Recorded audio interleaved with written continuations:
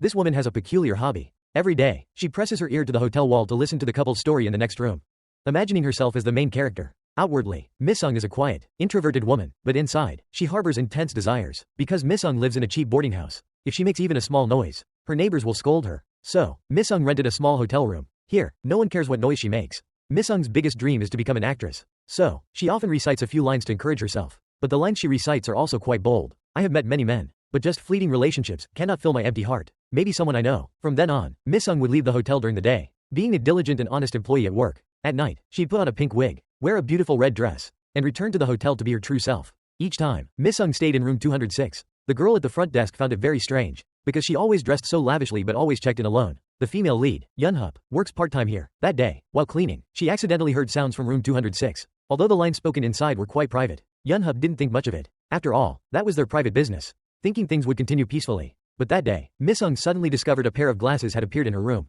Putting them on, the world filled with red threads. When she listened to the wall again, she saw the man's and woman's red threads connect. The clever Misung quickly understood the meaning of the red threads. The number of threads represented the number of deep connections one had. When two people's red threads connect, it means they've had a very intimate relationship. From then on, whenever her boss scolded her, she would silently mock him in her mind. What a pathetic person who's never known love.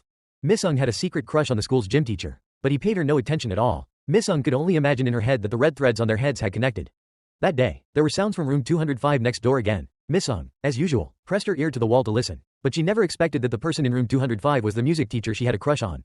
This made Misung both happy and surprised. However, her happiness was short-lived, as another unfamiliar woman was in the room. The next scene probably isn't very pleasant, so let's just skip it. Hearing the private sounds from the next room, a crazy idea sparked in Misung's mind. The next day, Misung booked room 206 again. Yunhup noticed she looked a bit off today, but ultimately didn't overthink it. Unexpectedly, the key to the adjacent room 205 had disappeared. After Misung went upstairs, she first put something in the water bottle in room 205, then found a fire extinguisher. Before long, Misung heard the arrival of the person she was waiting for, so she grabbed the fire extinguisher and charged. Afterward, Misung put on makeup just like the other woman, then tied her up in room 206. No matter how she struggled, it was useless. Next, Misung took the woman's handbag and went over to room 205.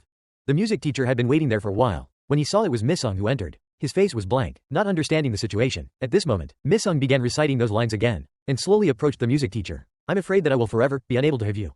What's wrong with you? He asked. He just thought she was a strange woman, so he turned to leave the room. But at this moment, he suddenly felt a bit dizzy, and fell to the ground. This time, Misung could finally carry out her plan. She began reciting her familiar lines again. However, the man's head was now bleeding. It turned out when he fell, the back of his head hit the ground. Misung was instantly terrified, not knowing what to do. But to make their red threads connect, she still tried to create a connection between them. However, the thread of fate ultimately did not appear. Misung lay in the room's bathtub. She used her favorite stapler to repeatedly staple parts of her body.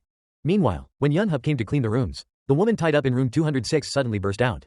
Seeing this, Yunhup quickly untied her. A strange woman just came in and attacked me. She even took my clothes to wear. When Yunhup went to room 205, the music teacher was lying motionless on the bed, and Misung had passed away in the bathtub. Detective Han learned from a colleague that the glasses were not found at the scene.